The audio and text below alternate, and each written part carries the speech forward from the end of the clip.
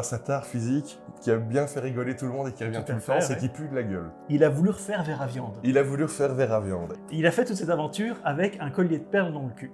Il y avait plusieurs niveaux d'accroche au chat dans le groupe. Parce que moi, directement, je dis, mais on va le manger. Et on a vraiment des références de beauf.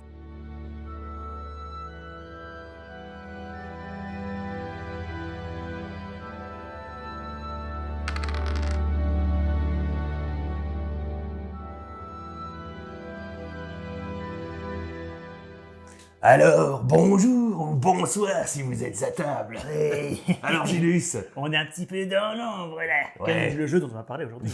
On est dans les bas-fonds, mais en fait, pour une fois qu'on tourne chez moi... on est chez toi, donc voilà. si la lumière est dégueulasse, que ça semble sale, enfumé et poussiéreux, c'est ça. Pour l'enfumage, c'est bon, j'ai la clope électronique. Ouais. Mais, Gilus, oui. Après, en cette chaude après-midi du mois de juin, qu'est-ce que nous allons raconter à nos voyeurs? Boire des bières parce qu'il fait chaud.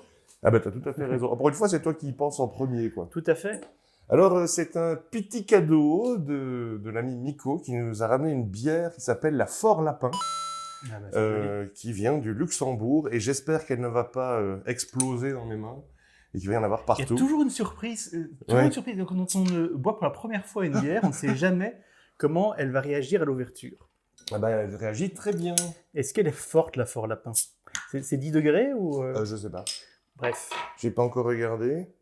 Je vois un gros 10 devant et ça s'appelle Fort Lapin. La chaud lapin. C'est peut-être de la 10 degrés. Bon, mon cher Gilus. Santé. Santé. C'est fort sympathique. Elle passe très bien. En tout cas, si elle fait 10 degrés, elle est traître.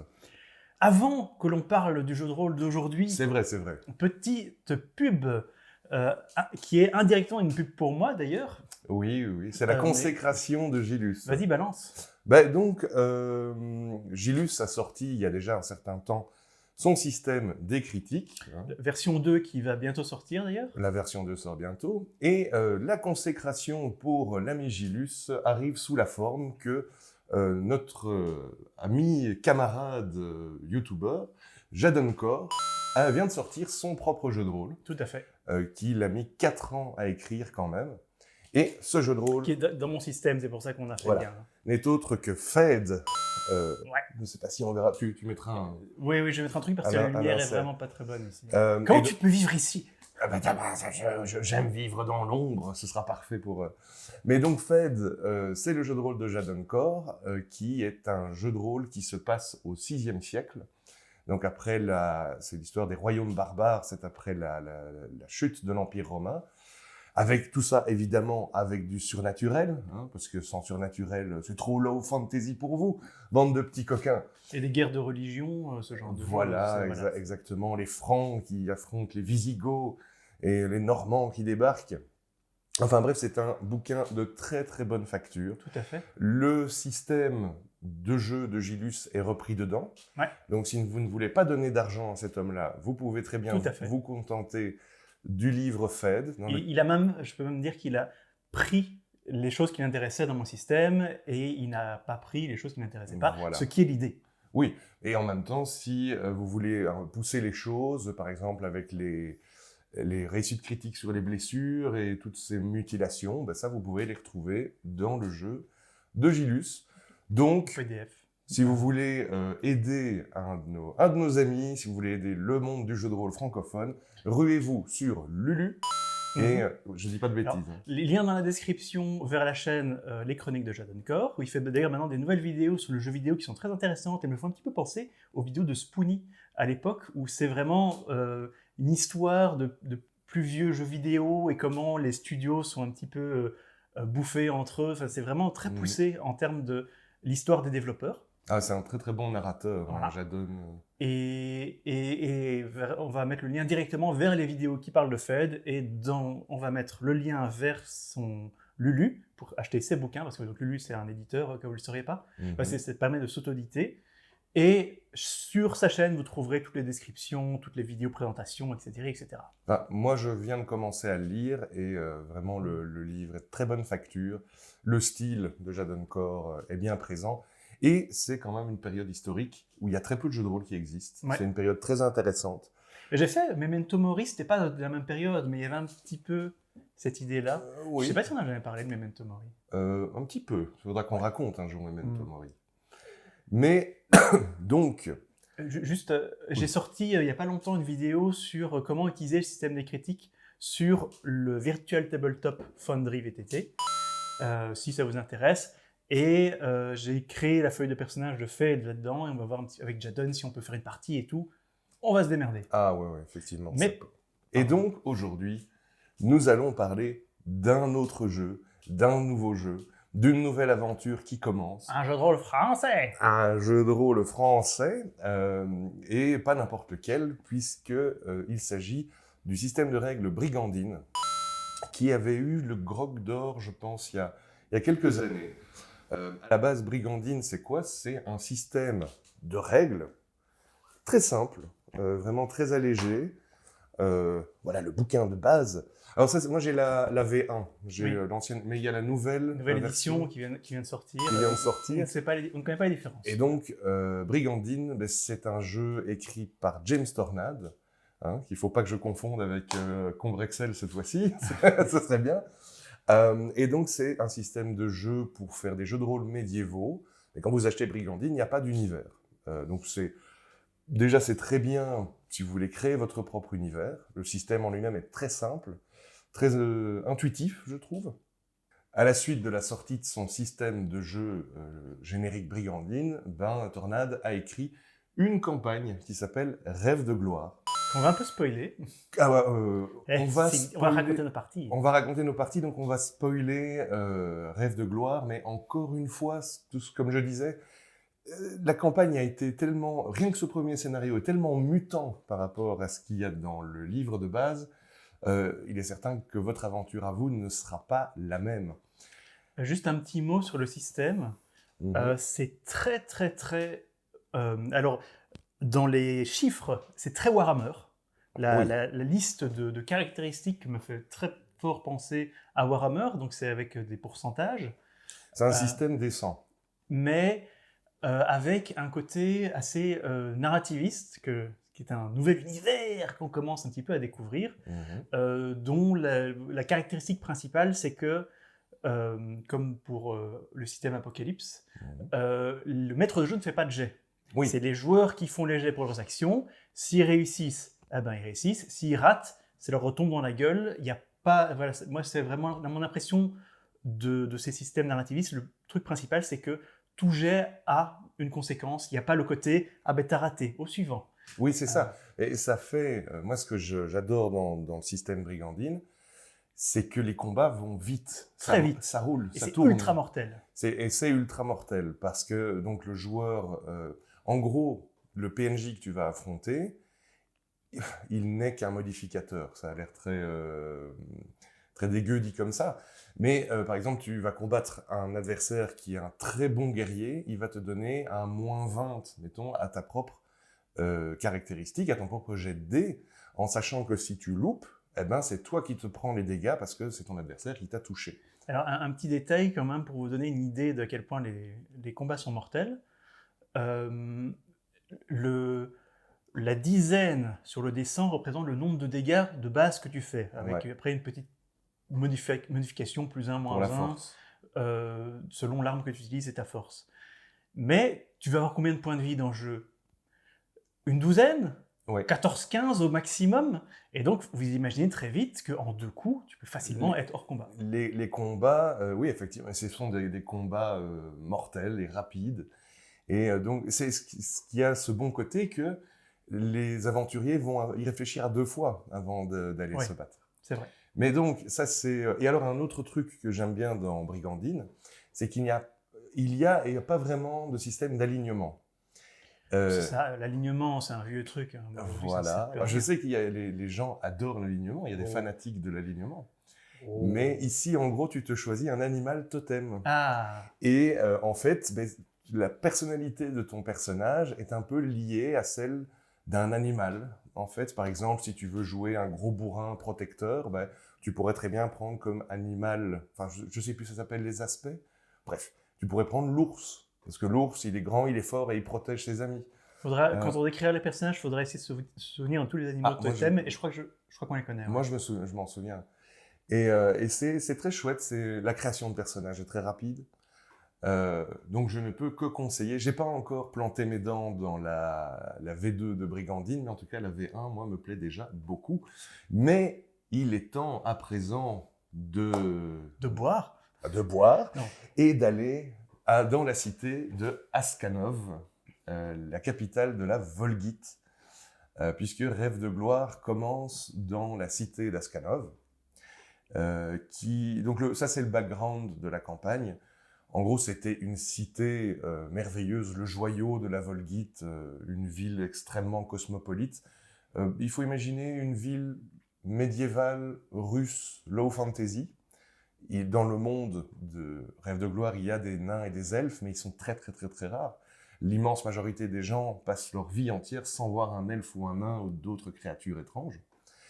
Et ce qui s'est passé, c'est qu'il y a une dizaine d'années, la ville a été envahie par des barbares qui ont mis la ville à feu et à sang, la laissant complètement exsangue. L'empereur est mort, et c'est son fils qui maintenant essaye de un peu rassembler les pots cassés et de faire fonctionner son immense capitale.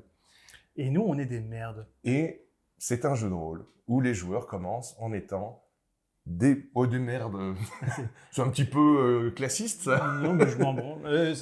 On est vraiment les plus bas niveaux des pouilleux en train de mourir de faim dans la... Les joueurs commencent, ils n'ont pas d'armes, ils n'ont pas d'équipement. Vous avez quelques petits équipements de départ, mais vraiment pas grand-chose. Pas un sou, pas de maison. Et des dettes. Et des dettes, parce que donc le groupe est poursuivi par le caïd du coin, Piotir le boucher. La moitié de notre vie, parce qu'on est en train de mourir de faim. Et c'est en ça qu'elle est, dès le départ, géniale, cette campagne. Ça commence, tous les joueurs sont des pouilleux, et il y a un putain de gros mafieux avec toute sa bande qui disent « Vous avez une semaine pour nous trouver 10 couronnes d'argent », qui est quand même une somme déjà assez conséquente. Et l'accroche a pris direct, quoi. Oui, ça a bien marché. Mais il faut qu'on décrive le groupe. Tout à fait. Alors, je vais commencer comme il se doit. Tu es le personnage qui a été créé en premier. Je suis le personnage principal. Ah oui, en fait, tu m'as fait créer ce personnage pour tester le système. Donc, j'ai fait un personnage un petit peu excentrique et je l'ai gardé après. Oui. Alors, donc, mon personnage dans Brigandine s'appelle Bertha la Grosse. Donc, c'est une femme bien en chair. Une matrone. Une matrone, voilà. Et donc, il y a un petit peu un système de classe à la Warhammer. Et moi, ma première carrière, plutôt de carrière, c'est le mot que je cherchais, c'est ratière. Oui. Je suis ratière et cuisinière parce que j'attrape des rats. Parce que les deux vont ensemble. Voilà, j'attrape des rats et je fais à manger avec.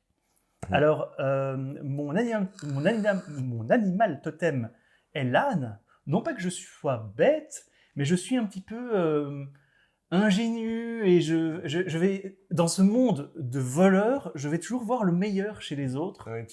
Ton personnage est plutôt doux, gentil et serviable. Voilà. Dans un monde où tout le monde se tire dans les pattes, moi je me suis dit, oh là là, mais comment il va faire? Mais ça va. Et donc ça tourne pas mal. Et il te manque des dents aussi. Et alors donc ça c'est aussi une caractéristique, tous les personnages commencent avec une tare physique. Voilà, un problème. Et moi il me manque mes dents de devant. Donc voilà. Elle fait des sourires édentés. Et ça donc c'est tiré au hasard. Et aussi une chose que tu choisis pour ton personnage, et ça marche très bien, et ça donne tout de suite une caractéristique au personnage, c'est tu choisis un petit peu une spécialisation dans tes caractéristiques qui va te donner un mini-pouvoir. Et moi, j'ai pris le pouvoir hors caractéristique, qui est la débrouille. Et ce qui fait qu'en fait, j'ai un grand sac, et je peux utiliser mes espèces de jokers, de mes points de fortune, qui peuvent être normalement, qui servent pour des relances, pour trouver un objet. Ah, mais on a besoin d'une corde. Ah ben, ça tombe bien. J'avais une corde dans mon sac. C'est ultime, et c'est très chouette, c'est très roleplay comme pouvoir. Il peut, une fois de temps en temps, effectivement, ah tiens, mais c'est vrai, non, on a besoin de ça, mais c'était dans mon sac depuis le début. Et Bertha la Grosse, je la joue avec un espèce d'accent franchouillard comme ça. En fait, il n'y a rien à faire. La façon dont je parle, moi, c'est à quoi je pense. C'est le sketch des Inconnus avec, où ils font une espèce d'audiard. Et il fait « Oh ben mince, elle est morte !» Et c'est un petit peu cet accent-là de Didier Bourdon que j'essaie de faire. Oui, Et tout donc à voilà, fait. je joue comme ça. Il est terrible ton accent franchouillard. Et puis le personnage qui a été créé ensuite, c'est Florian avec Grégorius, si je me trompe. Tout à fait. Et donc Florian, il a décidé de jouer un peu les muscles du groupe, puisqu'il joue un ancien soldat, devenu maintenant clodo. C'est le principe des soldats du Vietnam qui rentraient et qui étaient complètement abandonnés par la société. Et donc de soldats qui a perdu... Parce qu'en fait, les soldats sont pas mal considérés, mais la populace leur tient rigueur à l'armée d'avoir perdu face aux barbares 10 ans plus tôt. Et donc, lui, il a choisi comme aspect l'ours, parce qu'il est très protecteur. Et ouais, donc c'est vraiment il a réussi à garder son glaive de quand il était à l'armée, ce qui est l'une des seuls trucs qui peut faire que vous commencez avec une arme. Ouais. Mais parce que nous, on a des bâtons, quoi. Ah bah oui, voilà. Des bâtons avec des clous. Vous avez upgradé vos armes. Vous avez fait du crafting. Alors sa tare physique, qui a bien fait rigoler tout le monde et qui revient tout le temps, c'est qu'il pue de la gueule. Ouais. Il pue du bec monstrueusement, et donc il a même essayé d'utiliser ça comme une arme à un moment. Il dit « Ah, je vais souffler sur les ennemis !» Non, ça ne marche pas. Je trouve juste que tu pues. Et c'est une tare qui va très bien avec le personnage de Gigi. Et en fait, je sais plus très bien c'est quoi l'espèce de mini-pouvoir de Grégorius. Alors, Grégorius, lui, il peut décider qu'il va relancer... En gros, dans un combat, au premier tour, s'il rate, il peut refaire un jet. Oh. Ce qui, vu que le degré de mortalité du jeu n'a l'air de rien, comme ça, sur papier, mais est un très bon pouvoir. C'est beaucoup, parce qu'honnêtement, les caractéristiques dans lesquelles tu vas être bon, tu vas avoir entre 40 et 50%. Donc ça veut dire que quand tu attaques quelqu'un, tu as plus qu'une chance sur deux de te prendre le coup dans la gueule à la place. Ouais. Donc c'est bien d'avoir des relances. Alors donc Gigi, vu qu'on en parle, même s'il n'est pas le troisième à avoir créé son personnage, lui, au début, il a voulu refaire Ver à viande. Il a voulu refaire Ver à viande. Et il a failli rappeler son personnage Ver à viande. Il a essayé de nous faire une moustache, hein, avec une longue lignée de personnages. Donc voir Dark Heresy. Dark Heresy, si vous voulez savoir qui est Ver à viande, le punk avec sa batte, la Ver à batte. Et donc oui, je me rends compte que Gigi est en train de recréer... Mais bon, en même temps, je lui dis, tu vas jouer un marginal, tu joues quelqu'un qui est à la rue, qu'est-ce qu'il va jouer? Un punk sans chien. Et donc il m'explique, ouais, j'ai un bâton qui ressemble un peu à une batte, et puis mon personnage, il a une crête, et alors il choisit comme animal totem le coq. Ouais. Donc il est très fier, il se laisse jamais marcher sur les pieds, et le look de son personnage lui est venu comme ça. En fait, il a une crête orange, comme un coq. Et son nom, c'est Midcock. Midcock. Voilà, c'est Gigi. C'est le coq de viande. Et donc voilà, mais bon, c'est aussi un personnage très haut en couleur qui a comme pouvoir... Lui, il s'est baratiné tout le monde, en fait. Lui, il a des contacts, il s'est acheté moins cher. Quand il utilise son peigne pour se peigner la crête, il a des bonus à ses jets de charisme, et il a surtout un pouvoir... Il m'a fait des yeux comme ça quand il a entendu, c'est que quand il achète de l'équipement, il le paye 20% moins cher. Ouais. Et ça va vous être très on en a profité à mort. Très utile. Voilà. Et donc voilà, et puis il reste Val, qui joue Miyu, qui est, je dirais, une voleuse. On ne sait pas très bien si c'est une voleuse ou une assassin, avec un passé un peu trouble. Qu'elle a clairement dit que son boulot, c'était assassin. Mais voilà. Enfin, bon, quand tu es aussi bas dans l'échelle du monde des voleurs, t'es pas un assassin, t'es un coupeur de gorge, quoi. T'es un tire-laine, quoi. Le personnage discret dont le totem, c'est le chat. Voilà, un personnage très discret dont le totem est le chat, et qui peut, une fois par scène, elle peut disparaître, en fait, d'une scène où... En gros, le pouvoir de son personnage, c'est elle a des problèmes, on est en train de lui gueuler dessus, et puis à un moment, quelqu'un va dire, mais elle est où? Parce qu'en fait, elle a disparu. Elle peut faire Batman. Elle peut faire Batman. Elle peut faire un Batman. Tout à fait. Et donc voilà. Il lui manque 2 doigts à la main gauche. Oui. Mais c'est vrai que derrière Midcock, on a oublié de parler, on disait que sa tare allait bien avec celle de Grégorius, c'est parce que lui, son problème, c'est qu'il vomit facilement. Ah oui, il vomit facilement, c'est ça. Et donc, forcément, quand il y en a un qui pue de la gueule et l'autre qui vomit tout le temps, eh ben, les deux vont ensemble. Il faut que je m'en souvienne, ça, parce que je ne l'ai pas trop fait jouer. Et voilà tous les personnages, en fait. Mhm.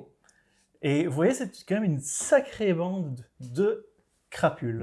Une bande de crapules. Et ben oui, le scénario commence. En fait, vous n'avez même pas tous vos points de vie parce que vous êtes en train de mourir de faim dans Tout la à fait. rue. Et la première partie commence comme ça. C'est vous devez manger pour regagner vos points de vie perdus parce que sinon vous allez mourir de faim. Ouais. Et là-dessus, bah, c'est lâchez-vous. Alors, je décris un peu la ville, parce qu'il y a un souk, la ville est assez complète et assez intéressante. Et vous avez décidé d'aller directement au souk. Au marché, oui. J'ai essayé d'attraper quelques rats, mais tu m'as dit oui, non, mais les soldats, ils ont chassé les rats, ils ont tué un maximum, donc il n'y en a plus trop pour le moment. Mais oui, parce que je voulais que vous sortiez un petit peu de votre zone Mais de oui, confort. mais en fait, je comprends que si jamais c'était là, bon, fais-moi un jet de survie, réussi, bon, J'ai ben trouvé voilà, des c'est rats, réglé. on a mangé, voilà. Et donc, je sais plus ce que vous avez Alors, trouvé. déjà, on a utilisé presque tous nos points de fortune dès cette première scène où on était en train de mourir de faim. Ce qui nous a quand même, ce qui était embêtant pour plus tard.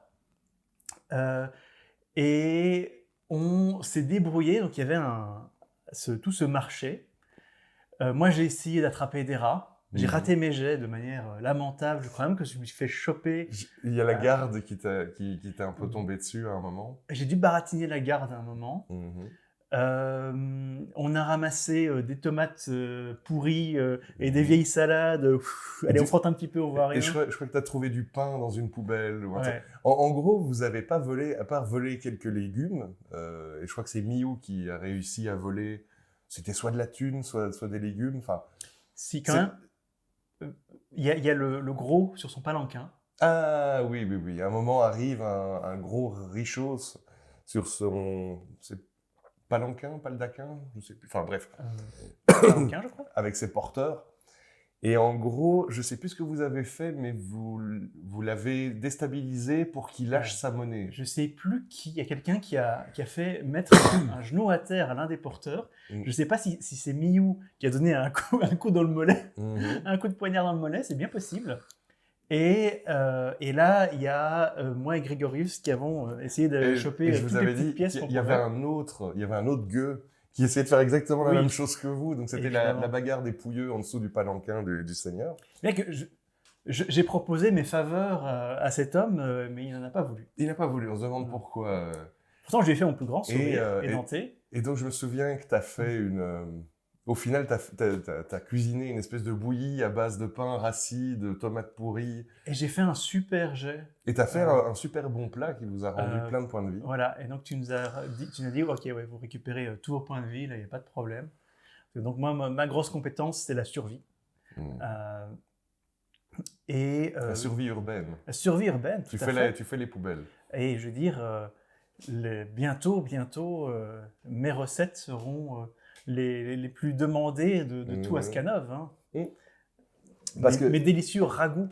Ce qu'il faut que vous compreniez, les voyeurs, maintenant vous le savez si vous regardez l'émission depuis bien longtemps, l'aventure que je vais vous raconter ce soir, c'est les 3 premières pages du bouquin. Il y a des accroches et en gros, c'est laisser les joueurs faire un peu ce qu'ils veulent. Et ils ont vraiment fait ce qu'ils voulaient. Et ça, comme d'habitude, ça a pris des proportions de plus en plus grandes. Mais revenons à nos moutons. Vous êtes en train de manger votre soupe dans un vieux bâtiment abandonné. Et arrive Piotir le boucher, personnage pas très sympathique s'il en est, qui débarque avec ses oui. En gros, c'est la mafia locale, en fait, la guilde des bouchers. Parce qu'en fait, leur métier leur permet d'avoir des couteaux et des hachoirs. Ce qui leur donne un avantage sur les autres groupes. Vous ne pouvez, à Ascanov, on ne peut pas, si on n'est pas un garde ou un mercenaire, on ne peut pas se trimballer avec une arme. Et donc, quand tous les autres voleurs doivent se démerder avec des stylets ou des bâtons, la guilde des bouchers, ils te débitent au hachoir, quoi. Et donc, Piotir le boucher... non sans avoir craché dans ta soupe. J'ai un petit peu mélangé plus. Ouais. Et elle vous rappelle que vous devez maintenant lui apporter en moins d'une semaine 10 couronnes d'argent.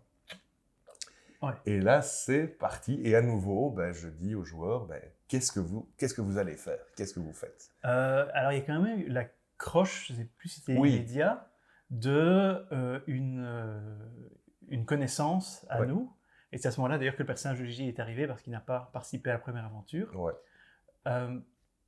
Qui est donc une prostituée, qui nous dit qu'elle a un oui. lien, elle a un contact. Oui, c'est vrai que donc en vous rendant au bordel où travaille la copine de Midcock, puisque c'est aussi comme ça qu'il gagne sa croûte, n'est-ce pas? Donc, comment est-ce qu'elle s'appelle encore, cette fille? Je ne sais plus. C'est écrit au dos de ma feuille de personnage. Mais... Bref, vous rencontrez une jeune femme. Je ne sais pas si vous vous doutez directement que qu'elle a des accointances avec les mages. Non. En fait, on a compris assez vite, mais pas sur l'instant. Et donc, en fait, cette jeune fille leur dit « Mais vous avez vraiment l'air d'être dans la dèche. Moi, j'ai un super boulot en or à vous proposer. » Il y a un... C'est vrai qu'elle vous a dit, il y a un homme, il y a un mec qui vit dans les beaux quartiers qui est mort et qui s'est fait enterrer il y a quelques jours. Et sa maison est à l'abandon. Alors évidemment, comme c'est une maison dans le quartier noble, elle est super, impossible de rentrer dedans sans avoir la clé, mais elle vous révèle... Et alors, j'ai eu peur parce que cette information-là, au début, elle n'était pas passée, j'ai dû vous le rappeler. Elle vous envoyait là-dessus parce qu'elle savait que le mage en question s'est fait enterrer avec tous ses bijoux, et que parmi ces bijoux, il y a un collier avec une clé qui est la clé de la baraque. Et ça, on n'avait pas compris au début. Voilà, et c'est vrai qu'à un moment, vous vous êtes dit, mais pourquoi est-ce qu'on va au cimetière? Et j'ai rappelé à tout le monde, je n'avais pas bien fait passer l'info. Mais donc les voilà, envoyés dans les quartiers nobles. Voilà, là on a un plan, mais un plan très aléatoire, parce que en gros, on nous dit juste, on est dans les pires quartiers.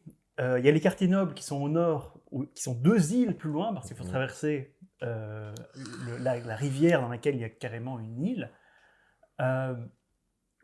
Et on ne peut pas traverser les ponts, parce que non seulement ils sont payants, mais en plus, des gens comme nous, on est immédiatement mis sur l'autre trottoir. Voilà. Et on est là, qu'est-ce qu'on fait? Alors, au début, on ne sait pas... On ne nous avait pas dit à ce moment-là que c'était des histoires de magiciens. Mais d'un côté, on sait que les magiciens vivent dans les quartiers nobles. Et deuxième point, elle nous dit, il faut me ramener mon livre. Oui, voilà. Donc on se dit, ouais, ça c'est des histoires de magiciens, quoi. Oui, voilà. À aucun moment, j'ai prononcé le mot grimoire. Mais en gros, la jeune fille les envoyait piquer le grimoire de ce mage. Je vous avais déjà dit son nom, c'était Quintus le mage. Ouais. Et donc oui, il me semble que ça s'est relativement fait vite parce que le pouvoir de Gigi, c'est je peux toujours dire que je connais quelqu'un qui connaît quelqu'un qui connaît quelqu'un. Et donc Gigi... Tu commences toujours par « et donc ». Oui, je sais. Je les coupe souvent. Quand je regarde les émissions, je me dis mais il faut que j'arrête de dire « et donc » à chaque fois que je prends la parole. Enfin bref. Et donc...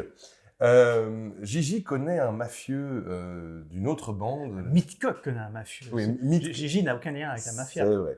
Midcock connaît un homme de main du gang des Fauves, qui eux sont dans le nord de la ville, et donc il faut aller le rencontrer. Mais pour ça, il faut d'abord qu'on aille à l'île intermédiaire. Exactement. Il faut que vous arriviez à passer... à l'île des Anciens, qui est un peu l'île qui fait la jonction entre le sud pauvre de la ville et le nord riche de la ville. Et c'est là qu'arrive un personnage. Tout à fait. Alors, je vais quand même juste dire, il y a aussi une grosse...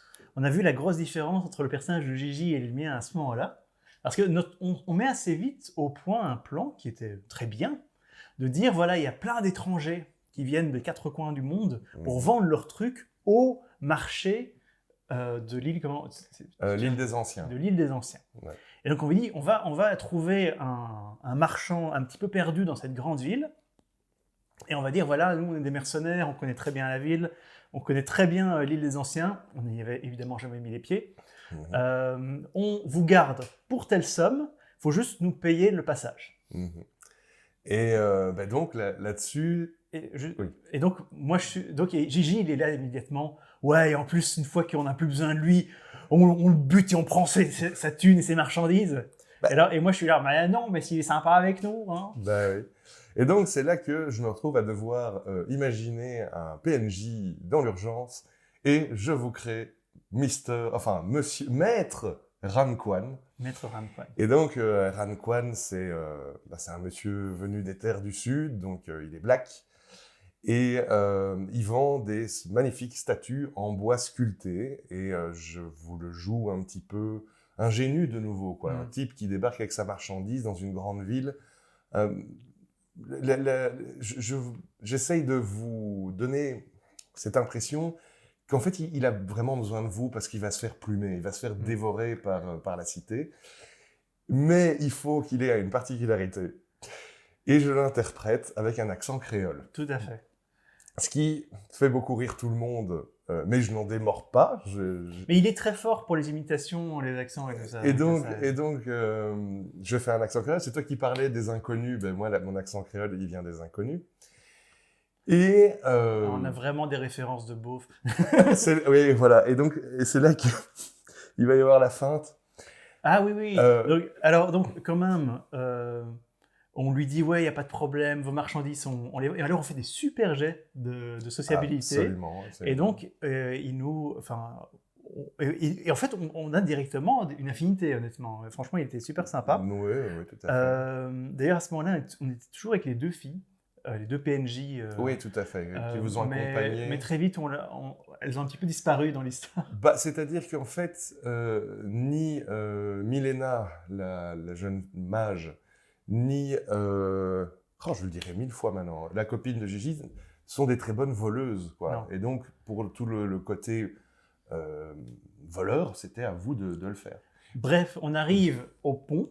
Au pont, il y a les gardes. Il y a les gardes, et donc Ranquan nous présente, voilà, je viens vendre mes... Mais oui, tout à fait, je suis là avec mes marchandises, je ne fais que passer, et je suis avec mes mercenaires qui me protègent. Et le garde nous demande, mais quel est le nom de votre compagnie de mercenaires? C'est très important, tu as dit, quel est le nom de votre compagnie de mercenaires? Et c'est Florian. Qui est là, la compagnie créole. La compagnie créole. Et alors, évidemment, tout le monde rigole autour de la table. Moi, j'étais en mode, non, vous n'allez pas vous appeler la compagnie créole, quoi, c'est pas possible. Et oui, pour l'instant, ça dure, c'est la compagnie créole. Voilà, pour le moment, c'est toujours non officiel. Je pense que les mots, ça ne sera pas raconté dans l'histoire au coin des 20 et c'est sorti. Donc, on n'en parlera pas dans l'histoire au coin des 20. Ah oui, non, il faut pas. Mais non, parce que Gigi avait dit à la base que vous alliez appeler votre groupe les Verrues. Oui, il voulait absolument qu'on s'appelle les Verrues. Je vais vous appeler les Verrues, moi, maintenant. Mais bref. T'as pas l'air content. Tu la veux, toi, ta compagnie. Mais c'était bien. Ah. Et moralité, on arrive bel et bien, quelques gestes de sociabilité. Le personnage de Gigi, il a le max en sociabilité. Il réussit super bien. Franchement, globalement, c'est très facile de voir les probabilités dans un jeu de rôle à pourcentage. On a fait tout le long du jeu des bons jets. Des bons jets. Parce que surtout sur la fin, vous allez voir, il y a tellement de moments où on aurait pu mourir comme des merdes. Ah, comme des merdes. Et donc, la compagnie, créole ou pas, arrive sur l'île des Anciens, qui est un petit peu une espèce de Las Vegas, on va dire ça comme ça. C'est une île où se réunissent les nobles qui ont un peu envie de s'encanailler, mais évidemment, il y a aussi une bonne partie des commerces et des arènes à cet endroit-là qui sont tenus par les mafieux, les barons de la mafia du sud de la ville. Et alors à ce moment-là, vous vous sentiez plus pété, quoi. Ah ouais, non, on était là, on va tous les arnaquer. Ouais. Alors moi directement, je vois des rats partout. Donc je fais des jets, je commence à récupérer des rats. Et on se fait un stand de... oui, pas tout de suite. Je sais plus très bien dans quel ordre c'est arrivé, mais vas-y. Mais on se rend très vite compte d'une certaine idée. Donc les gens viennent sur cette île pour acheter des trucs, acheter des choses exotiques, mais aussi... Et parier. Parier, mais aussi s'amuser, aller aux maisons de passe et s'acheter des outils sexuels, ce genre de choses. Il y avait ça, c'est Et vrai. donc, immédiatement, on est là, oui, mais les longues statues oblongs en bois, magnifiquement laquées De de Monsieur Ran Ranquan. Quan, Ouais, mais on va les vendre, mais en tant que magnifiques dildos ornementés. c'est ça. Et donc, effectivement, à ce moment-là, Gigi réutilise son pouvoir. Il connaît quelqu'un qui vend des articles pour le plaisir, on va dire ça comme ça. Et vous arrivez à négocier que Ranquan, qui lui ignore complètement la supercherie, va faire un petit étal et vendre ses statues devant ce sex shop. Il faut dire les mots. Et en fait, il fait, parce que du coup, moi, je lui fais faire des jets, et ça se passe bien. Et il y a la fameuse histoire Du ragoût, du ragoût et de la pancarte tout à fait. aussi. Et donc, à un moment, je commence à mettre tous mes ingrédients dans une casserole et je commence à cuisiner ce qui était vendu comme du lapin. Tout à fait. Et donc, je ne sais plus qui demande à Ranquan, mais est-ce qu'il y a moyen de mettre De sculpter un... une sculpture sur bois, Voilà, une pancarte pour faire la promotion, et il fait un jet récit critique. il a fait une réussite critique, et donc je leur dis, en fait, il a trouvé un vieux morceau de barque, de bateau, et il vous a sculpté un truc, c'est magnifique, avec au vrai ragoût qui revient, si je me souviens bien. C'est ça, oui. Et avec deux petits rats en train de touiller dans une marmite, et je leur dis, oui, les gens ne peuvent pas rater votre enseigne, parce qu'elle est superbe. Et je fais quelques jets de cuisine et de sociabilité pour les vendre. Et vraiment, je fais des bons jets. Et tout de suite, je deviens le personnage le plus riche du groupe, ce qui n'est pas difficile, mais je commence à avoir un petit peu de thunes, quoi. Je veux dire, j'ai gagné genre 1,5 ou 2 pièces et demie d'argent. Donc, pratiquement un quart de la somme qu'on devait au boucher, en vendant mon ragoût. Et puis, oui, il y a Ranquan qui vend ses statues, ça se passe... On avait négocié un pourcentage. Ça sent la thune, quoi. Il y a les copecs qui commencent à tomber. Ouais, et là, il y a Gigi qui est là. Ouais, cette nuit, hein, Et il y a eu le moment où, là, franchement, j'étais assez fier de vous. J'ai cette chaise qui craque. Gigi voulait absolument trucider Ranquan pour lui voler son argent. Mais aucun des autres n'était d'accord. Et en fait, le reste du groupe s'était attaché à ce PNJ. Évidemment. Et ne voulait pas le dépouiller. En fait, moi, j'avais déjà prévu ce qui allait se passer si vous faisiez ça. Et ça aurait été triste. Ah. Mais donc, finalement, tout ce petit monde laisse Monsieur Ranquan à ses affaires. Et il nous donne un pourcentage des ventes. Et oui, et donc vous recevez déjà des sous parce que vous l'avez quand même protégé. Il y a eu des gars qui avaient foutu le bordel. Il y a eu des espèces d'étudiants à un moment qui sont venus, qui ont renversé mon ragoût. Voilà. Et il y a Grégorius qui leur a un petit peu rentré dedans. Voilà, exactement. Mais à partir de là, il est temps que le groupe aille dans un bar, une arène qui fait aussi bar, qui s'appelle le Bec du Kraken, pour aller rencontrer Jelko, le mafieux qui était censé vous faire passer. Et je décris qu'il y a quand même des combats de gladiateurs, parce que... On avait revu le gros sur son palanquin, oui. Qui avait un mutant avec lui, une espèce d'homme-poisson. Qui trimballait un mutant. En esclave. L'histoire de l'homme-poisson, c'était un peu une accroche secondaire, et j'ai bien vu que ça ne vous intéressait pas. Non, déjà, ça a mis en place un élément de l'univers qu'il y a des mutants, c'est quand même très Warhammer, hein, cet univers, toujours. Au-delà des règles, même l'univers lui-même, ça fait penser à ce que pourrait être une ville de l'Empire à Warhammer. Oui, tout à fait. Et donc oui, ça a mis en place aussi le fait qu'à Skanov, il y a des esclaves, l'esclavage est légal. Et donc là-dessus, il y a Grégorius qui se dit, il y a peut-être moyen de se faire quelques thunes en combattant dans les arènes. Et donc, j'avais préparé plusieurs combattants, et j'ai lancé un D6 pour... en gros, plus on faisait bas, et plus le combattant était faible, et moins ça rapportait d'argent.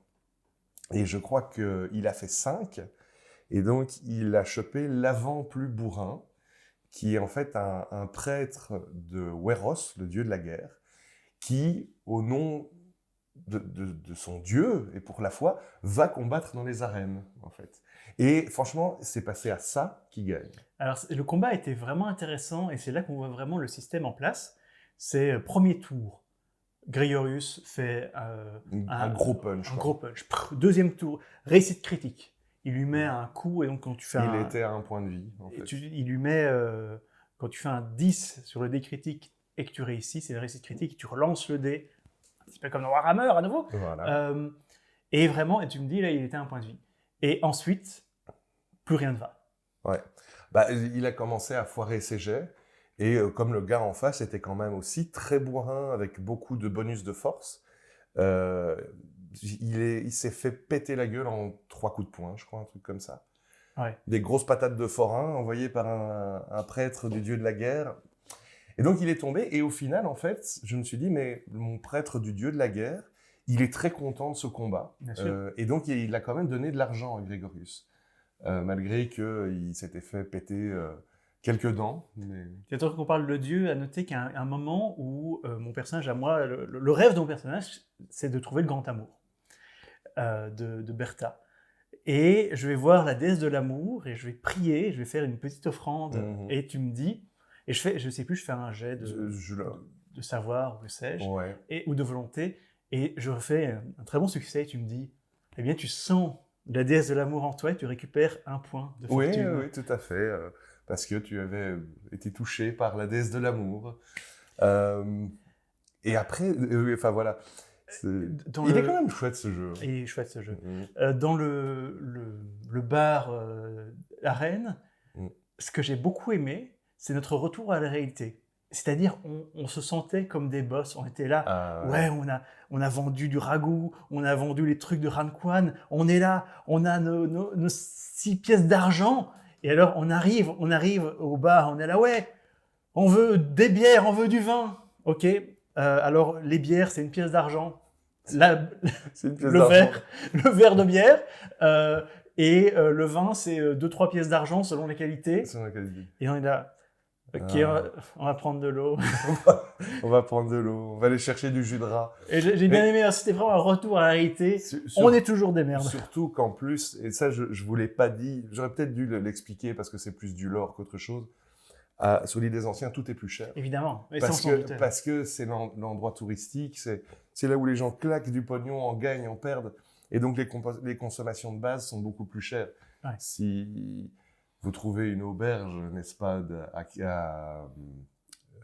j'ai envie de dire Kislev, mais ça c'est Warhammer, à Kirov, bah, les prix sont moins chers, quoi. Moralité, on rencontre enfin les fauves, les gens qui donnent faire passer. Vous rencontrez Jelko, voilà. qui lui est vraiment un petit mafieux. On l'a senti, mais directement le petit tordu qui te brosse dans le sens du poil et qui t'enfile. Et d'ailleurs, en fait, tous ces PNJ, j'ai créé leur portrait avec l'intelligence artificielle. Parce que bon, le livre de campagne est très chouette, mais bon, les illustrations, elles sont un petit peu petites, et donc j'ai fait ça comme ça, mais comme ça, vous pourrez voir la gueule qu'ils ont. Et donc, Jelko dit au groupe qui va pouvoir les faire passer du côté noble de la ville, il n'y a pas de problème, vous allez même avoir des costumes. C'est inquiétant à quel point il est positif. Et mais oui, et puis on prend... Oui, vous êtes sur notre territoire. Et en fait, c'est vrai que c'est de nouveau parce que Gigi a fait des très bons jets de charisme, qu'il pensait simplement que vous alliez piller une tombe. Et oui, on va simplement vous prendre 30% de ce que vous ramenez. Et donc, il avait été un peu embobiné, mais moi, je savais très bien que c'est sur le retour que ça risquait de mal se passer. Et donc, on le voyait venir, mais en même temps, on jouait la carte. Ouais, mais on est là en prévenant, voilà. On est là, c'est une opportunité. On vient chez vous avec respect. Voilà, on essaie de montrer du respect, pof. Mais clairement, lui, il a vu, et je voulais pas taper dans le micro-cravate, mais lui, il a vu des pigeons. Oui, voilà, il avait vraiment vu les grouilleux, ils vont aller faire le casse à notre place et puis on va les plumer. Mais bref, ça ils ne le savent pas, donc déguisé en clair, vous traversez et vous arrivez dans le quartier noble dont le nom m'échappe maintenant. Et donc c'est un début de nuit à ce moment-là. Parce que moi je pensais que vous alliez aller faire du repérage et tout. Mais vous étiez en mode, non, on fait tout cette nuit, quoi. Ok, pas de problème. En fait, notre mentalité était vraiment, plus longtemps on reste ici, plus on risque de se faire choper. Oui, oui, bah c'est vrai, c'était une bonne idée. Et donc, tout ce petit monde va au cimetière qui est gardé par des gardiens de cimetière avec un clébard. Ça ne devait pas être impossible non plus, parce que tout le reste de la péripétie est tenu par le fait que vous devez récupérer cette putain de clé. Oui. Mais en fait, ça, vous l'avez bien joué. On a fait des super jets. Franchement, le cimetière, j'y crois pas. On a réussi Oui. quasiment tous nos jets. Donc, jet de discrétion, jet pour détourner l'attention des gardes, Absolument. tout. Vraiment, on est rentré. Jet pour crocheter le portail. Vraiment. Le jet pour ouvrir la tombe, sans Alors, faire de bruit. Et hop, on remarque qu'il y a des petits symboles magiques sur le côté. Et on a fait un truc qu'on a fait énormément dans cette partie. C'est, ok, tu vois des symboles magiques. Bon, bah, je prends un caillou et je gratte. Et tu grattes, oui. Et donc ça, on a fait pendant tout le jeu, de gratter les symboles magiques. Et donc là, déjà, il y a plusieurs choses étranges qui se sont passées. Vous vous êtes dit, mais pour un mec qui est enterré depuis 4 jours, il est dans un état de décomposition particulièrement malsain. Tout à fait.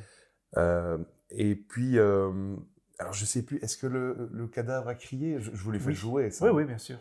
C'est une des premières choses qui est arrivée, je crois. Le truc, c'est que je vous décris qu'il ouvre ses yeux et qu'il a les yeux complètement jaunes et que le cadavre commence à faire un cri qui ressemble un peu à un miaulement.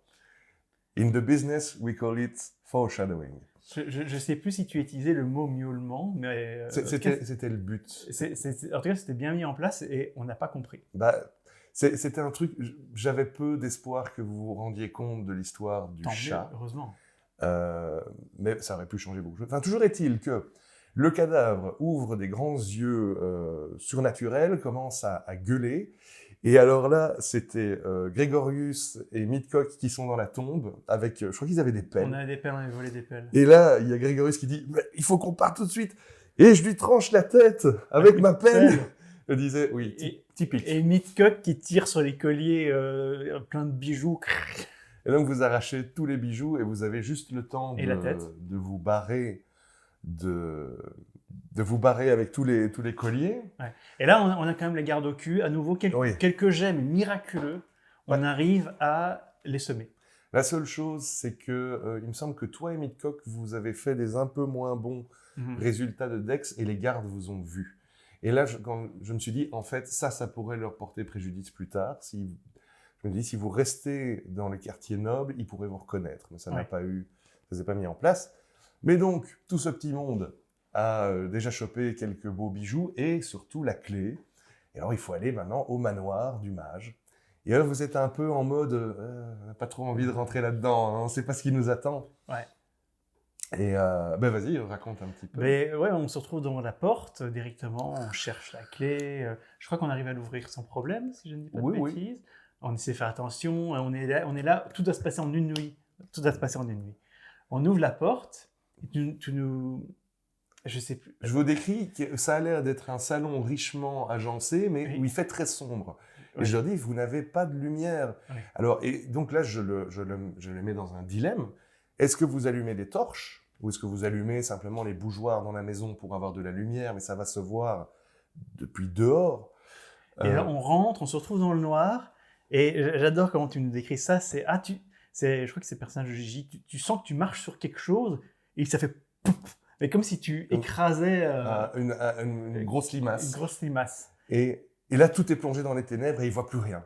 Voilà. Et les aventuriers commencent à y aller à tâtons dans une maison qu'ils ne connaissent pas. Et en gros, c'était un sort de ténèbres magique qui avait été mis là parce qu'évidemment, il y a plein de pièges dans cette bicoque. Hein, vous pensez bien. Et donc, ils commencent à faire le tour du rez-de-chaussée à tâtons, à allumer des bougies. Et je leur dis, même la lumière des bougies, vous voyez qu'elle est oppressée par les ténèbres.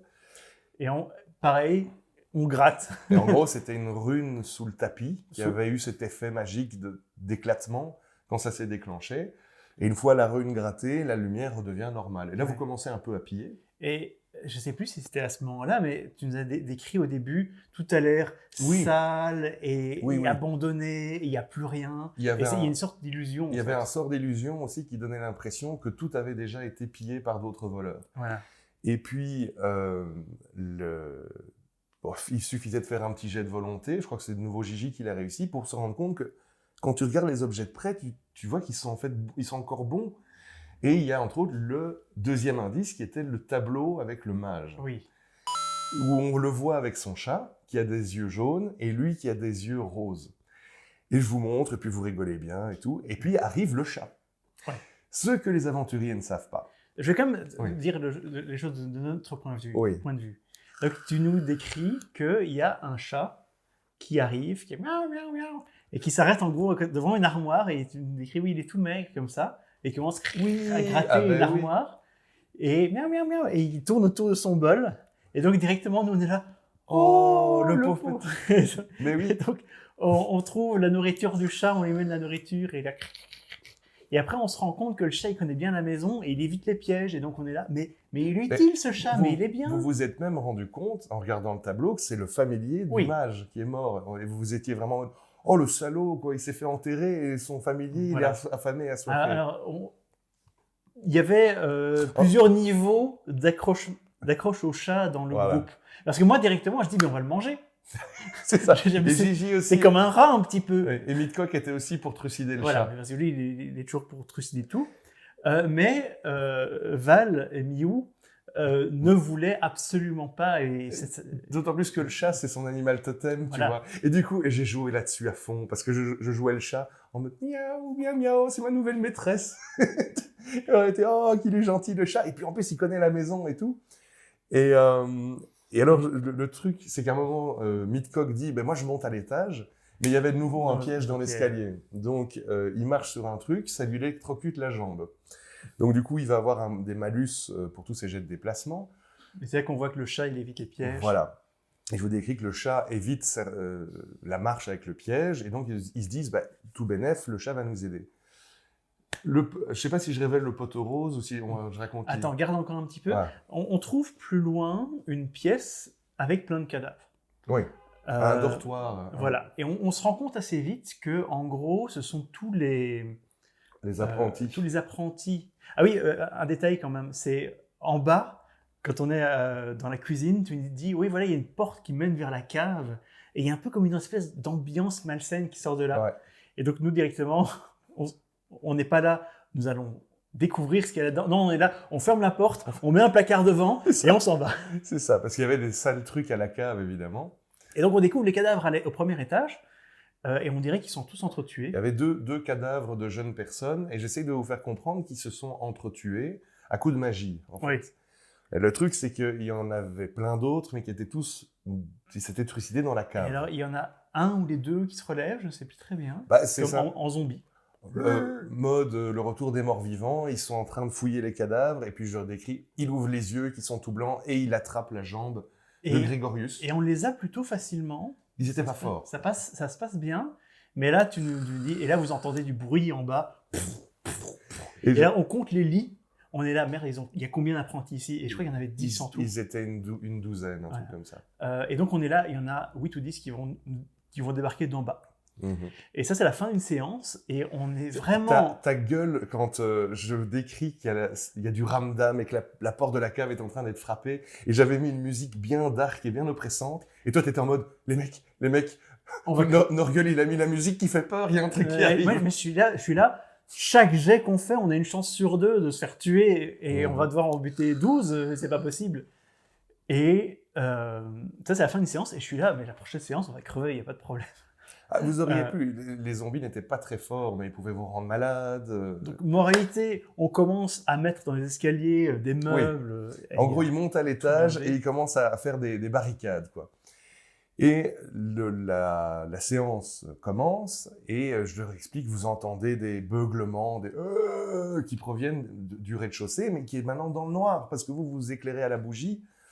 Et donc, à ce moment-là, le chat, notre ami le chat, arrive, et je vous décris qu'il souffle sur le chandelier que portait Grégorius et que ça fait une énorme flamme mauve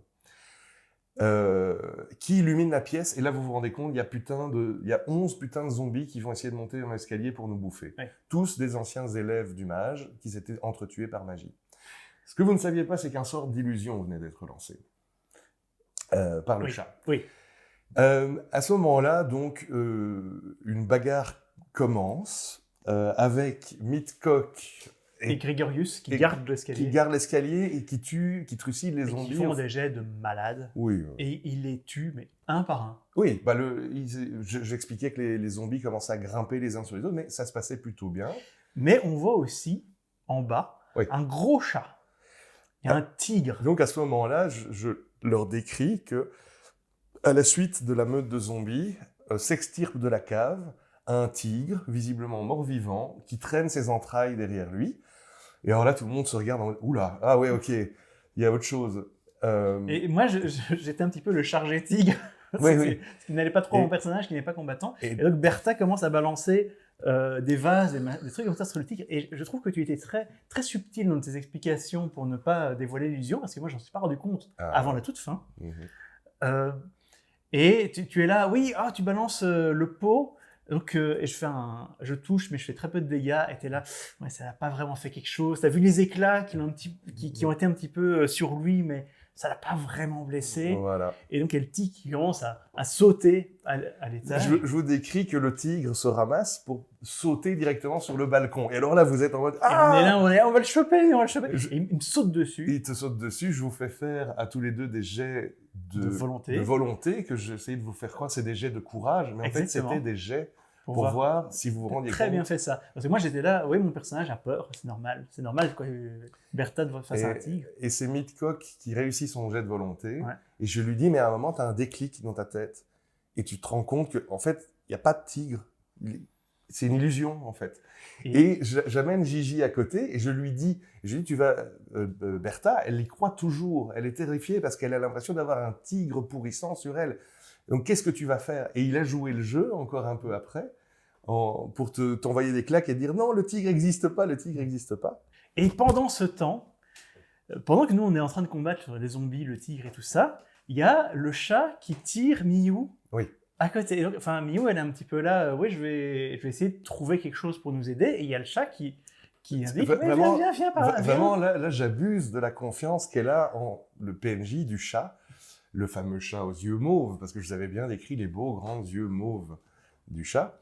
Et le chat lui fait style miaou, miaou. Tu vois qu'il est dans l'urgence et il essaye de t'amener vers une pièce qui est le bureau du mage, où il y a une porte qui se referme avec du gaz empoisonné. On a joué le jeu que nous, on ne sait pas ce qui se passe, mais tu as un petit peu de discussion parallèle avec Mio pour dire, voilà, tu rentres dans cette pièce, la porte se referme, il y a du gaz qui sort. Et il y a du gaz qui commence à sortir des murs. Et alors à ce moment-là, tu vois, je me dis, ok, toutes les pièces, tout s'est déroulé comme je le voulais. Et je décris à Val que le chat est monté au-dessus d'un meuble et qu'il la regarde avec un air cruel, avec la queue qui fait comme ça, tu vois. Et qu'il n'y a plus d'histoire de gentil chat. Et elle était en mode, l'enculé. Et donc, elle a eu directement le bon... Parce qu'elle a dû commencer à faire des jets d'endurance, parce qu'elle se faisait empoisonner. Et elle a eu directement le bon réflexe d'exploser les fenêtres. Ce qui a attiré l'attention, évidemment. Voilà. Donc, elle arrive à... Je me dis, à ce moment-là, oui, il y a des meubles qui passent à travers les fenêtres, ça va attirer l'attention des voisins, qui vont attirer la garde. Voilà, exactement. Donc c'est bien, ça nous met un timing, là, tout d'un coup. Et donc, Gigi et moi, on est débarrassés du tigre, et Grégorius et Midcock, ils trucident les zombies, sauf, il y a un moment, un zombie quand même, qui attrape la main. Mais vraiment juste à le mordre un peu. Un petit peu, Grégorius. Et alors, je sais plus ce que je dis à Florian, je dis, oui, tu t'es pris un point de vie, note dans les notes sur ta feuille, morsure de zombie. Oui. Et alors là, tu vois, c'est toujours rassurant. Quoi En fait, c'était juste un jet pour voir s'il tombait pas malade parce qu'il avait été mordu par un mort. Mais je me dis, alors en ce moment-là, est-ce que je vais devenir un zombie? Est-ce que je vais me transformer en zombie? Alors, nous, on le joue, on ne sait pas. On arrive à défoncer la porte qui mène à sur le bureau. Et on voit le chat, on comprend la situation, et combat contre le chat. Et première chose qui se passe, et le chat me saute dessus, il me tranche la carotide, je me prends 10 points de dégâts sur mes 14 points de vie. C'est-à-dire qu'en fait, ce chat... Bon, maintenant, on peut dire le poteau rose. Oui. J'avais laissé plein d'indices pour leur faire comprendre qu'en fait, avant de mourir, le mage a transféré son âme dans son familier. Et que donc, le chat n'est pas un chat. C'est le mage Quintus, rendu à moitié fou par sa mort et son transfert d'âme. Mais lui, il veut juste se venger et se barrer et aller retrouver d'autres personnes pour qu'on lui rende un corps. Et il y avait l'histoire dans la tombe, le cadavre avec les yeux jaunes qui miaule, le tableau où tu vois clairement que le mage a des yeux mauves et que le chat a des yeux jaunes. Mais vous avez pas Ça, on n'a pas regardé du tout. Vous n'avez pas embrayé, et en fait, c'est pas grave, parce que justement, au contraire, ça a fait que ça a duré jusqu'au bout. Mais donc, à ce moment-là, le truc du poison a foiré, Mio est toujours vivante, et le chat le chat Quintus voit que les potes sont en train d'arriver. Il va essayer de se barrer. Mais il est super brutal, parce qu'il est rempli de magie. Et donc, il fait un jump, il fait un coup de griffe dans la figure de Miou, qui perd beaucoup de points de vie. Ouais. Toi, tu es sur le chemin, tu essaies de faire « Ah, je vais te choper comme un rat ». Il fait un jet de malade mental, il t'ouvre la carotide. Ouais, 2 tiers de mes points de vie, ou si pas 3 quarts. Et puis, il essaye de passer entre les jambes de Midcock et Grégorius, qui eux sont plutôt les deux guerriers du groupe. Et là, il finit par se faire choper et trancher en deux par le glaive de Grégorius. Et tu me décris qu'il commence à Oui. À faire des masses de blobs et à bouger et à faire des trucs bizarres. La magie qui est contenue dans ce pseudo-chat est en train de... Parce que ça aussi, c'est un timer. Il commence à faire des bulles, à se déformer, à s'aplatir. Je vous décris que le cadavre commence à faire des espèces de racines noires qui poussent sur les murs. Mais il fallait que vous chopiez quand même le grimoire. Donc là, timer, on est là, ok, il faut qu'on chope un maximum de choses. On commence à se diviser. Il y en a un qui va dans l'espèce de pièce isolée tout à l'étage. On se rend compte que c'est un espèce de bésodrome. C'était son bésodrome. Il racontait des histoires érotiques à ses élèves. Il y avait des parchemins porno. Parchemins porno. Hein. Le mage Quintus était très libidineux. Voilà. D'ailleurs, je me demande si on n'a pas trouvé aussi une collection. Si dans la salle de bain, on a trouvé une collection de dildos. Et des parfums, vous avez pris des parfums.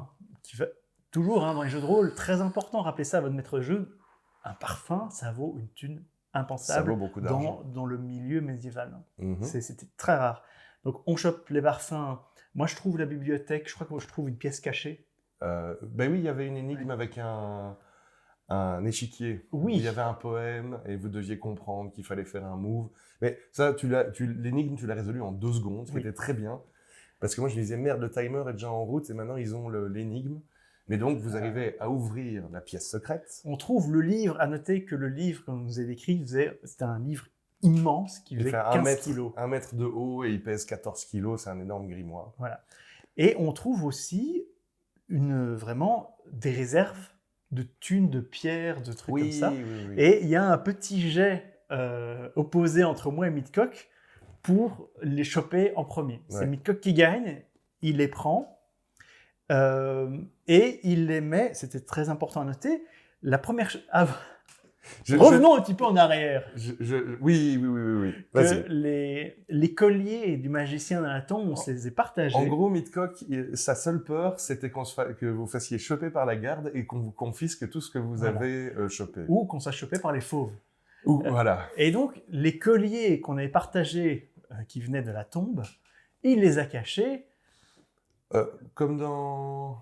c'est dans quel film qu'il y a une montre qui va à cet endroit-là Dans Pulp Fiction. Dans Pulp Fiction. Il se les cache dans le cul. Et tu dis, fais-moi un jet d'endurance, pas de problème. Pas de donc, problème. Il a fait toute cette aventure avec un collier de perles dans le cul. Voilà. Et puis, donc je lui donne... Parce qu'en fait, à cette table, on joue avec de l'argent physique. J'ai acheté des fausses pièces de monnaie. Je voulais voir quelle serait leur relation avec du vrai argent, tu vois, des vrais sous. Et donc, je lui donne la bourse et il y avait quand même une belle Il y avait pas mal d'argent, ouais. Et alors, il regarde, il fait « Oh, dès que je peux, je sors le collier et je mets la bourse. » Elle est faite en quoi la bourse? C'est du velours. Ah, c'est bon, alors ça passe. Donc, juste c'est arrivé plus tard, mais juste pour terminer avec cette histoire, tu lui dis fais-moi un jet d'habilité pour retirer les perles et les remplacer par cette bourse dans son cul. Superbe réussite. Et ça nous a bien aidé parce que c'est de l'argent qu'on n'a pas eu à partager plus tard. Il y a eu un moment, enfin bref, mais ça je raconte ça après. J'avais peur qu'il garde tout pour lui, mais il a été honnête. Non, il a été réglo. Et donc, l'argent n'a pas d'odeur. Et d'ailleurs, Gigi, au moment de fuir, a chopé des potions au hasard. Oui. Donc vous avez des potions magiques, vous savez pas ce qu'elles font. Ce serait très... Les maîtres de jeu adorent ça. Ah bah oui, alors je peux vous sortir des effets complètement aléatoires. Et donc, tous... Ah oui, alors à ce moment-là... Oui, la maison d'enfant. Oui. Une fois qu'ils ont récupéré le bouquin, il est temps de signer la fin de la récré. Et je leur explique que les tentacules noirâtres qui sont devenus le chat et qui se sont infiltrés dans les murs commencent à brûler d'un feu magique d'une couleur étrange, qui fout le feu au laboratoire, et en gros, le manoir commence à brûler, quoi. Donc, fin à la bénie-île du chaos. Tout le monde s'enfuit avec le truc qui brûle, et Grégorius veut choper un dernier brol, et je lui dis que le feu magique le brûle à la main et un peu à la nuque. Et donc, je lui dis, mais alors note dans tes notes, à côté de morsure de zombie, brûlure magique. Et ça, c'est quelque chose... Ah, c'est de là. Ok. Voilà. Parce que je pensais que ça venait de la morsure de zombie. Non. C'est morsure de zombie, il n'en aura pas de... Voilà, je peux le dire. Mais la brûlure magique, il y a des choses qui risquent de se passer. Mais je n'en dirai point plus pour ne pas vous révéler votre avenir, aventurier. Donc, on arrive à faire une fuite assez magnifique. Ouais. On arrive à se casser. Alors, vous vous barrez et vous allez rejoindre Gelko. Et on est là. Bon, maintenant, on a encore une grosse confrontation. On est tous super blessés. Ouais. On est tous... Miyu, elle est passée à ça de mourir face au chat, au poison, etc. Moi, je me suis fait ouvrir la gorge. Et les deux autres... Alors, Grégorius, je crois qu'il s'était quand même pris pas mal de dégâts de la brûlure magique. Quand même. Et Midcock... il marche de travers parce qu'il a la pièce dans le cul. Il avait une jambe qui avait été électrocutée par le piège magique. Et à un moment, je lui dis, écoute, ça fait quand même toute une nuit que tu te trimbales avec ou du collier ou une bourse remplie de pièces d'or dans ton fion. T'as un malus de -20, t'as tous tes jets de déplacement. Donc, vous êtes vraiment pas bien. Et là... raconte ce dont tu te souviens. On arrive et on essaye quand même de se la jouer. Hein, on est cool. Nous, on l'a fait. On l'a fait. Nous, on l'a fait. Et donc, mais vraiment, on les voit, ils sont là. Oh, ceux-là, ils sont prêts à être... Ils sont mûrs. Ils sont mûrs.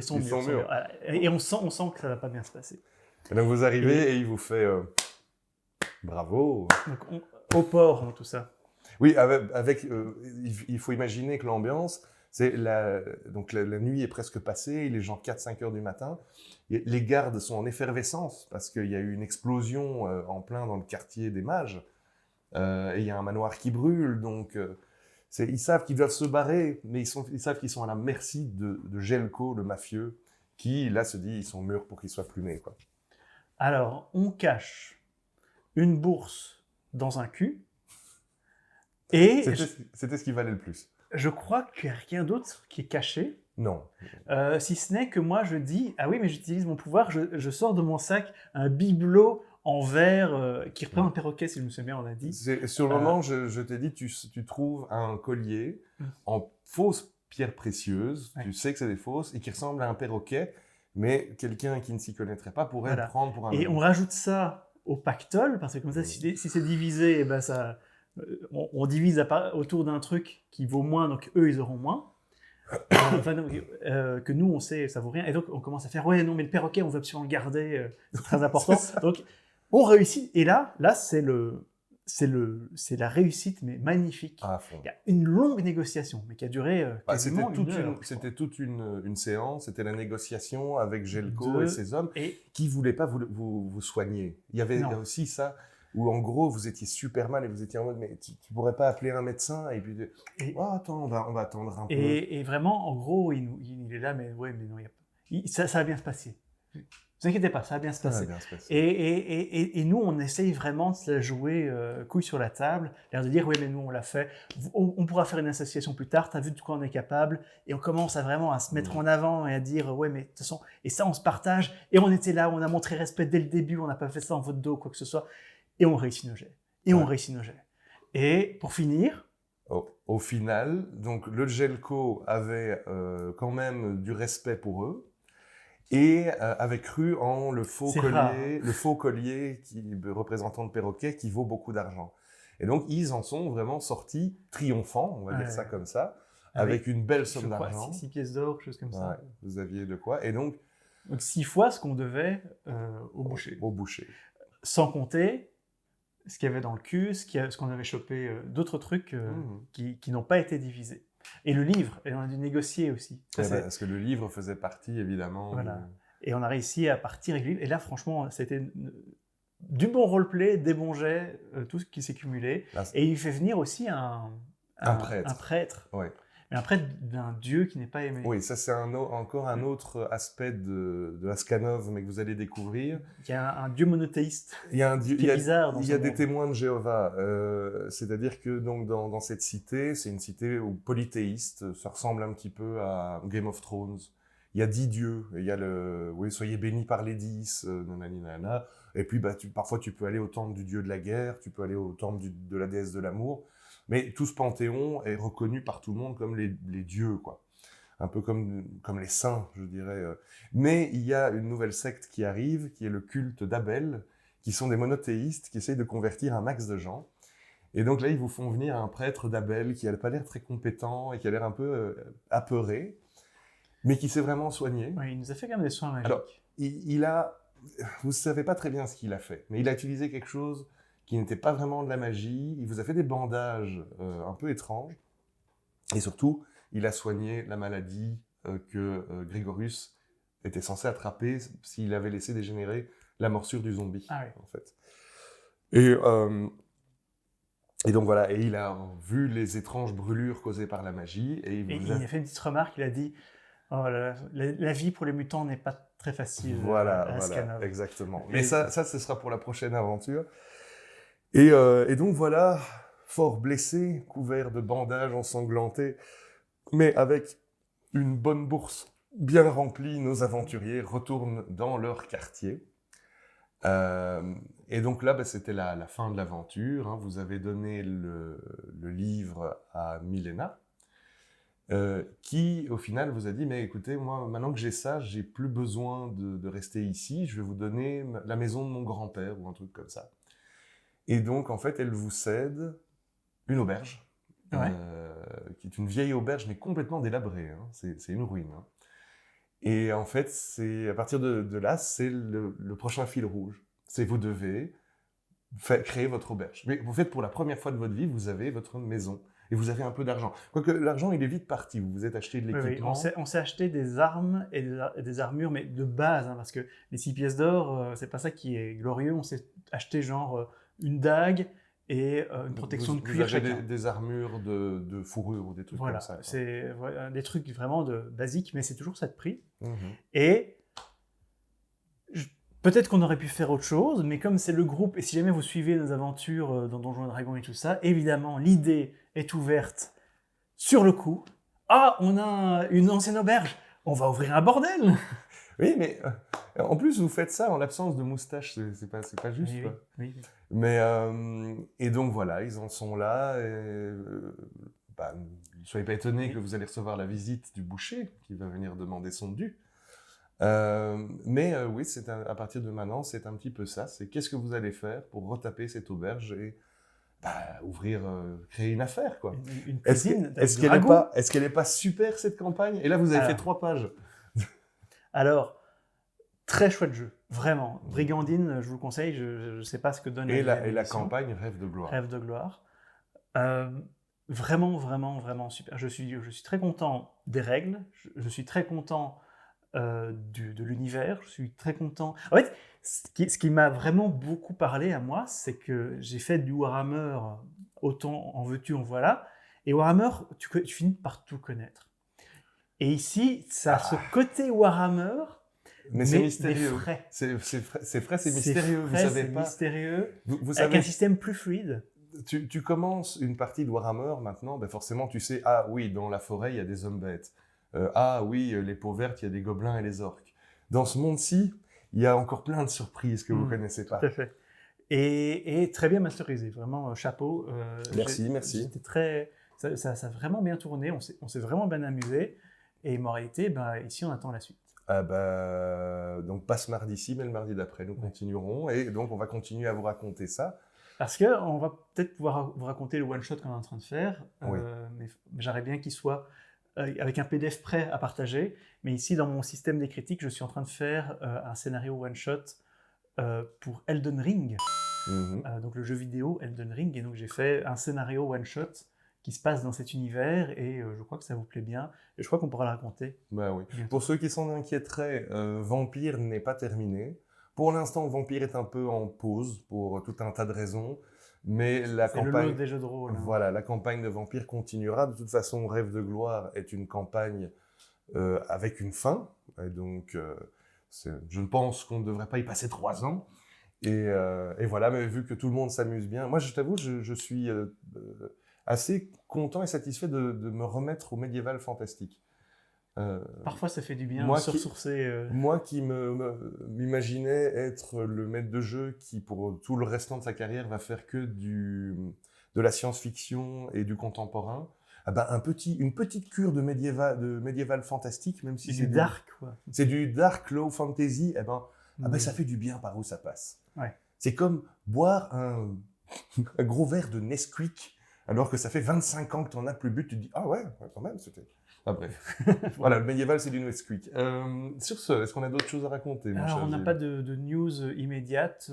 Je travaille sur un jeu de rôle que j'ai fini d'écrire, qui s'appelle Ta gueule, c'est quantique, qui est la modernisation pour les vieux de la vieille, mon jeu de rôle 3615 Camisole, qui s'appelait même avant Symphony of Madness. Je ne sais même pas si j'ai partagé ce son-là à l'époque, mais qui est écrit, et je vais voir si je vais le faire éditer ou l'auto-éditer, mais j'ai vraiment envie d'en faire quelque chose. Il y a une illustratrice qui travaille sur les dessins, et je vais vous le faire jouer aussi. Et il y a la version 2 du système des critiques qui devrait arriver relativement vite, parce que c'est juste une adaptation de ce qui existe déjà. Et Elden Ring, un scénario one-shot, et allez voir aussi les vidéos que je fais, que ce soit en tant que joueur, en tant que maître de jeu, sur la chaîne de Cécile. On a fait la pub il n'y a pas longtemps. Et voilà. Ah ben oui, c'est vrai. Il faudra raconter à nos chers voyeurs Elden Ring une fois que ce sera terminé. Et apparemment, j'ai aussi repris des vidéos sur le cinéma, sur ma chaîne Gilus, qui maintenant s'appelle Gilus Baggins, tout simplement.